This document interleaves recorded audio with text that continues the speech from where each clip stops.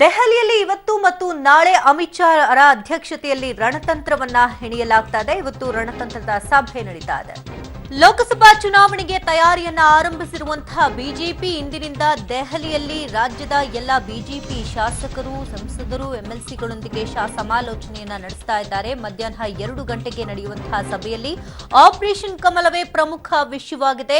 ಅತೃಪ್ತ ಕಾಂಗ್ರೆಸ್ ಶಾಸಕರನ್ನ ಸೆಳೆದು ಸರ್ಕಾರವನ್ನ ಬೀಳಿಸುವ ಬಗ್ಗೆ ಚರ್ಚೆ ನಡೆಯುವಂತಹ ಎಲ್ಲಾ ಸಾಧ್ಯತೆಗಳಿದೆ. ಲೋಕಸಭಾ ಚುನಾವಣೆಗೆ ಕೈಗೊಳ್ಳಬೇಕಿರುವಂತಹ ಕಾರ್ಯತಂತ್ರಗಳ ಬಗ್ಗೆಯೂ ಮಂತ್ರಾಲೋಚನೆಯನ್ನ ಮಾಡಲಾಗುತ್ತೆ. ರಾಜ್ಯದಲ್ಲಿ ಕಾಂಗ್ರೆಸ್ ಜೆಡಿಎಸ್ ಮೈತ್ರಿ ಸರ್ಕಾರವನ್ನ ಹೇಗೆ ಎದುರಿಸಬೇಕು, ಚುನಾವಣಾ ಸಮರಕ್ಕೆ ಇರುವ ಸಿದ್ಧತೆಗಳೇನು, ಹಾಗೆ ವಿರೋಧ ಪಕ್ಷಗಳನ್ನ ಯಾವ ರೀತಿ ಸದೆ ಬಡಬೇಕು ಅನ್ನೋದ್ರ ಬಗ್ಗೆ ಕೂಡ ಪ್ರಮುಖವಾಗಿ ಇಲ್ಲಿ ಚರ್ಚೆ ಆಗುತ್ತೆ ಅಂತ ಹೇಳಲಾಗ್ತಾ ಇದೆ. ಆದರೆ ಪ್ರಮುಖವಾಗಿ ಇಲ್ಲಿ ಆಪರೇಷನ್ ಕಮಲವೇ ಪ್ರಮುಖ ಅಸ್ತ್ರವನ್ನಾಗಿ ಇಟ್ಟುಕೊಂಡು ರಣತಂತ್ರವನ್ನ ಹೆಣೆಯಲಾಗ್ತಾ ಇದೆ.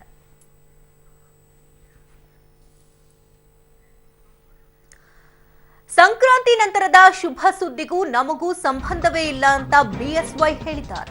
ಸಂಕ್ರಾಂತಿಗೆ ಬಿಜೆಪಿಯಿಂದ ಕ್ರಾಂತಿ ಆಗುತ್ತೆ ಅಂತ ಹೇಳಲಾಗ್ತಾ ಇದೆ. ಆದ್ರೆ ಸಂಕ್ರಾಂತಿ ನಂತರದ ಯಾವುದೇ ಶುಭ ಸುದ್ದಿಗೂ ನಮಗೂ ಸಂಬಂಧವೇ ಇಲ್ಲ ಅಂತ ಮತ್ತೊಮ್ಮೆ ಯಡಿಯೂರಪ್ಪನವರು ಪುನರುಚ್ಚರಿಸಿದ್ದಾರೆ. ಯಾವ ಅತೃಪ್ತಿ ಶಾಸಕರು ಕೂಡ ನಮ್ಮ ಜೊತೆ ಸಂಪರ್ಕದಲ್ಲಿ ಇಲ್ಲ.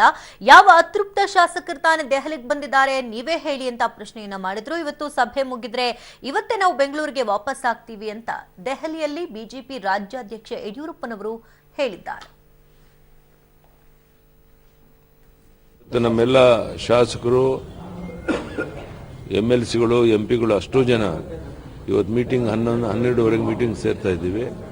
ಅಲ್ಲಿ ಮುಂದಿನ ಲೋಕಸಭಾ ಚುನಾವಣೆ ಮತ್ತು ಅಲ್ಲಿ ಗೆಲುವಿಗಾಗಿ ನಾವೇನೇನು ಮಾಡ್ಬೋದು, ಸಂಭವನೀಯ ಅಭ್ಯರ್ಥಿಗಳು ಯಾರಾಗ್ಬೋದು, ವಾಸ್ತವಿಕ ಸ್ಥಿತಿಗತಿಗಳೇನು, ಇದನ್ನ ಚರ್ಚೆ ಮಾಡೋರಿದ್ದೇವೆ ಇವತ್ತು. ಅಲ್ಲಪ್ಪ, ನಾನು ಮಾಧ್ಯಮದ ಸ್ನೇಹಿತರಿಗೂ ಕೇಳಕ್ಕೆ ನಿಮ್ಗೆ ಇಚ್ಛೆ ಪಡ್ತೇನೆ. ನಿಮ್ಮ ಪತ್ರ ಟಿವಿನಲ್ಲೇ ತಾನೇ ಬಂದಿರೋಂಥದ್ದು, ಕುಮಾರಸ್ವಾಮಿ ಹಿಂಗೆ ಹೇಳಿದ್ರು ಅಂತ ಎಲ್ಲ ಪತ್ರಿಕೆಯಲ್ಲಿ ಬಂದಿರೋದು ತಾನೆ. ಕುಮಾರಸ್ವಾಮಿ ಯಾವತ್ತಾದ್ರೂ ಒಂದು ಸಂದರ್ಭದಲ್ಲಿ ತಾವು ಹೇಳಿದ್ದೆ ನಾನು ಹೇಳಿದ್ದೆ ಅಂತ ಒಪ್ಕೊಂಡಿದ್ದಾರೇನು? ಪ್ರಧಾನಿ ಇಲ್ದೇ ಹೂವೆ ಮಾಡ್ಕೊಂಡು ಯಾಕೆ ಮಾತಾಡೋಕೆ ಹೋಗ್ತಾರೆ? ಇದನ್ನ ದಯಮಾಡಿ ಕಾಂಗ್ರೆಸ್ನವರು, ಜೆಡಿಎಸ್ನವರು ಅರ್ಥ ಮಾಡಿಕೊಂಡು ವಾಸ್ತವಿಕ ಸತ್ಯಾಂಶವನ್ನು ಒಪ್ಕೊಂಡು ಮಾತನಾಡೋದು ಬಿಟ್ಟು ಪ್ರಧಾನಿಯವ್ರ ಮೇಲೆ ಗೂಬೆ ಕೂರಿಸುವಂತ ಪ್ರಯತ್ನ ಮಾಡುವಂಥದ್ದು ಅವ್ರಿಗೆ ಶೋಭೆ ತರುವಂಥದ್ದಲ್ಲ. ಯಾರನ್ನ ಬಂದಿದ್ದಾರೆ ನನಗಾರು ಹೇಳೋರು, ಹೆಸರು ಹೇಳೋದು, ಯಾರು ಒಂದು ಭೇಟಿ ಮಾಡು, ಕರ್ಕೊಂಡು ಹೋಗೋ ಭೇಟಿ ಮಾಡು.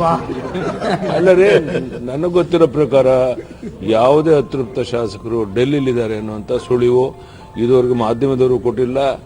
ಯಾವುದೇ ಎಲೆಕ್ಟ್ರಾನಿಕ್ ಪ್ರಿಂಟ್ ಮೀಡಿಯಾದಲ್ಲಿ ನನಗೆ ಒಂದು ಹೆಸರು ಇದುವರೆಗೆ ಈಚೆಗೆ ಬಂದಿಲ್ಲ. ಇದು ವಾಸ್ತವಿಕ ಸತ್ಯಾಂಶ. ನಮಸ್ಕಾರ. ಇನ್ನಷ್ಟು ಡೀಟೇಲ್ಸ್ ಅನ್ನು ಕಲೆ ಹಾಕೋಣ. ದೆಹಲಿಯಿಂದ ನೇರ ಸಂಪರ್ಕದಲ್ಲಿ ರವೀಶ್ ಇದ್ದಾರೆ. ರವೀಶ್, ವರಿಷ್ಠರಿಂದ ಈಗಾಗಲೇ ಚುನಾವಣಾ ರಣತಂತ್ರಗಳ ಪಾಠ ನಡೀತಾ ಇದೆ. ಹೇಗೆ ನಡೀತಾ ಇದೆ ಪ್ರಿಪರೇಷನ್? ಶಕುಂತಲಾ, ಪ್ರಮುಖವಾಗಿರ್ತಕ್ಕಂಥದ್ದು ಲೋಕಸಭಾ ಚುನಾವಣೆ ತಯಾರಿಯ ಒಂದು ನೆಪದಲ್ಲಿ ಈಗಾಗಲೇ ಸಭೆಯನ್ನು ಕೂಡ ಕರೆದಿದ್ದಾರೆ. ಅಂದ್ರೆ ಪ್ರಮುಖವಾಗಿರ್ತಕ್ಕಂಥದ್ದು ಬೂತ್ ಮಟ್ಟದಿಂದ ಹಿಡಿದು ಯಾವ ರೀತಿಯ ಸ್ಟ್ರಾಟಜಿಗಳನ್ನ ಮಾಡಬೇಕು ಅನ್ನೋದ್ರ ಕೂಡ ಒಂದು ಸಭೆಯ ಅಜೆಂಡಾ ಅಂತ ಕೂಡ ಬಿಜೆಪಿ ನಾಯಕರು ಕೂಡ ಹೇಳ್ತಾ ಇದ್ದಾರೆ. ಅದಕ್ಕಾಗಿಯೇ ಈಗಾಗಲೇ ಕರ್ನಾಟಕದಲ್ಲಿ ಕೆಲ ಬಿಜೆಪಿ ಶಾಸಕರು ಕೂಡ ನಿನ್ನೆ ಕೂಡ ಇದ್ರು, ಅವರು ಕೂಡ ದೆಹಲಿಗೆ ಬಂದಿರಲಿಲ್ಲ. ಆದ್ರೆ ಯಡಿಯೂರಪ್ಪನವರು ಖಡಕ್ ಸೂಚನೆ ಮೇರೆಗೆ ಇವತ್ತು ಬೆಳಿಗ್ಗೆ ಮತ್ತೆ ನಿನ್ನೆ ತಡರಾತ್ರಿ ಎಲ್ಲರೂ ಕೂಡ ದೆಹಲಿಗೆ ಆಗಮಿಸಿದ್ದಾರೆ. ಹಾಗಾಗಿ ಈಗ ಸದ್ಯದ ಮಾಹಿತಿ ಪ್ರಕಾರ ಎಲ್ಲಾ 104 ಶಾಸಕರು ಕೂಡ ದೆಹಲಿಯಲ್ಲೇ ಇದ್ದಾರೆ ಅಂತ ಕೂಡ ಹೇಳಲಾಗ್ತಾ ಇದೆ. ಈಗಾಗಲೇ ಯಡಿಯೂರಪ್ಪನವರು ಕರ್ನಾಟಕ ಭವನದಲ್ಲಿದ್ದಾರೆ. ಕರ್ನಾಟಕ ಭವನದಲ್ಲಿ ಅವರನ್ನು ಭೇಟಿಯಾಗೋಕೆ ಸಾಕಷ್ಟು ಶಾಸಕರು ಮತ್ತೆ ಸಂಸದರು ಕೂಡ ಬರ್ತಾ ಇದ್ದಾರೆ.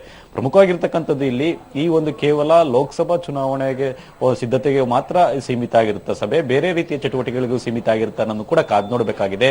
ಆದ್ರೆ ಸಾಕಷ್ಟು ಊಹಾಪೋಹಗಳಿವೆ. ಯಾಕಂದ್ರೆ ಸ್ವತಃ ಬಿಜೆಪಿ ಶಾಸಕರುಗಳಿಗೆ ಒಂದು ರೀತಿಯಲ್ಲಿ ಗೊಂದಲ ಇದೆ. ಅಂದ್ರೆ ಕೇವಲ ಲೋಕಸಭಾ ಚುನಾವಣೆಗೋಸ್ಕರವಾಗಿ ನಮ್ಮನ್ನ ಇಲ್ಲಿ ತನಕ ಕರೆಸಿ 2 ದಿನ ಉಳಿಸ್ಕೊಳ್ತಾ ಇದ್ದಾರಾ, ಬೇರೆ ಏನಾದ್ರು ಸ್ಟ್ರಾಟಜಿಗಳಿದೆಯಾ, ಈ ರೀತಿಯ ಒಂದು ರೀತಿ ಗೊಂದಲಗಳು ಕೂಡ ಮನೆ ಮಾಡಿದೆ. ಹಾಗಾಗಿ ಪರಸ್ಪರ ಆ ಒಂದು ಶಾಸಕರು ಸಿಕ್ಕದಂತ ಸಂದರ್ಭದಲ್ಲಿ ಕೂಡ ಇದೇ ರೀತಿಯ ಮಾತನಾಡ್ಕೊಳ್ತಾ ಇದ್ದಾರೆ. ಅಂದ್ರೆ ಬೇರೆ ಏನೇ ಇರ್ಬೋದು, ಬೇರೆ ಏನೇ ಇರೋದು ಅಂತ. ಆದ್ರೆ ಎಲ್ಲವನ್ನು ಕೂಡ ಯಡಿಯೂರಪ್ಪನವರು ತಳ್ಳಿ ಹಾಕಿದ್ದಾರೆ. ಅಂದ್ರೆ ಯಾವುದೇ ರೀತಿಯ ಅತೃಪ್ತರು ಕೂಡ ದೆಹಲಿಯಲ್ಲಿ ಇಲ್ಲ, ಆ ಒಂದು ಸುಳಿಯೂ ಕೂಡ ಸಿಗ್ತಾ ಇಲ್ಲ. ನಿಮ್ಗೆ ಏನಾದ್ರು ಗೊತ್ತಾದ್ರೆ ಹೇಳಿ, ನಾನು ಅವರನ್ನ ಭೇಟಿ ಮಾಡ್ತೇನೆ, ಯಾರಾದ್ರೂ ಹೆಸರಿದೆಯಾ, ಈ ರೀತಿಯ ಹೇಳಿಕೆಗಳನ್ನು ಕೂಡ ಯಡಿಯೂರಪ್ಪನವರು ಕೊಟ್ಟಿದ್ದಾರೆ.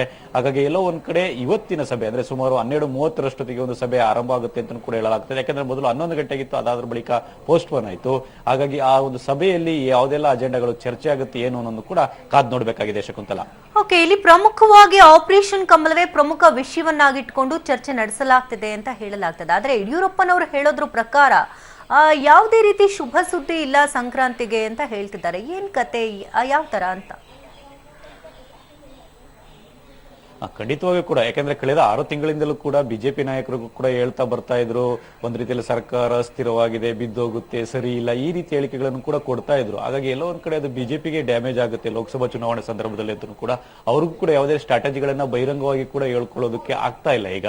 ಹಾಗಾಗಿ ಯಾವುದೇ ಒಬ್ಬ ರಾಜಕಾರಣಿ ಏನಾದ್ರೂ ಆಗ್ತಾ ಇದೆ ಅಂದ್ರೆ ಆ ಒಂದು ವಿಚಾರದ ಬಗ್ಗೆ ಕೂಡ ಮಾತನಾಡೋದಿಲ್ಲ. ಹಾಗಾಗಿ ಬೇರೆ ಬೇರೆ ರೀತಿಯ ಡೈವರ್ಷನ್ ಕೂಡ ಮಾತನಾಡಿರ್ಬೋದು ಅನ್ನೋ ಬಗ್ಗೆ ಕೂಡ ಸಾಕಷ್ಟು ಚರ್ಚೆ ಆಗ್ತದೆ. ಆದರೆ ಪ್ರತಿಯೊಬ್ಬ ಶಾಸಕರನ್ನು ಕೂಡ ಯಡಿಯೂರಪ್ಪನವರು ವಿಶ್ವಾಸಕ್ಕೆ ತೆಗೆದುಕೊಳ್ತಾ ಇದ್ದಾರೆ. ಕರ್ನಾಟಕದ ಬಳಿ ಸಿಕ್ತಂತ ಶಾಸಕರನ್ನು ಕೂಡ ಕರೆದು ಆತ್ಮೀಯವಾಗಿ ಕೂಡ ಮಾತನಾಡ್ತಾ ಇದ್ದಾರೆ. ಆದ್ರೆ ಪ್ರಮುಖವಾಗಿರ್ತಕ್ಕಂಥದ್ದು ಈ ಸಭೆ ಕೇವಲ ಲೋಕಸಭಾ ಚುನಾವಣಾ ಸ್ಟ್ರಾಟಜಿಗೆ ಮಾತ್ರ ಸೀಮಿತ ಆಗಿರುತ್ತೋ, ಬೇರೆ ಬೇರೆ ರೀತಿಯ ಚಟುವಟಿಕೆಗಳು ಕೂಡ ಒಂದ್ ರೀತಿಯಲ್ಲಿ ಕಾರಣವಾಗುತ್ತೋ ಅನ್ನೋದು ಕೂಡ ಕಾದ್ ನೋಡ್ಬೇಕಾಗಿದೆ. ಆದ್ರೆ ಸದ್ಯದ ಮಟ್ಟಿಗಂತೂ ಬಿಜೆಪಿಯ ನಾಯಕರುಗಳು ಮತ್ತೆ ಎಲ್ಲಾ ಶಾಸಕರುಗಳು ಹೇಳ್ತಾ ಇದ್ದಾರೆ ಲೋಕಸಭಾ ಚುನಾವಣಾ ಸ್ಟ್ರಾಟಜಿಗೆ ಮಾತ್ರ ಸೀಮಿತ ಅಂತ. Shakuntala, okay, thank you Ravish, ತಮ್ಮೆಲ್ಲ ಲೈವ್ ಅಪ್ಡೇಟ್ಸ್ಗಾಗಿ.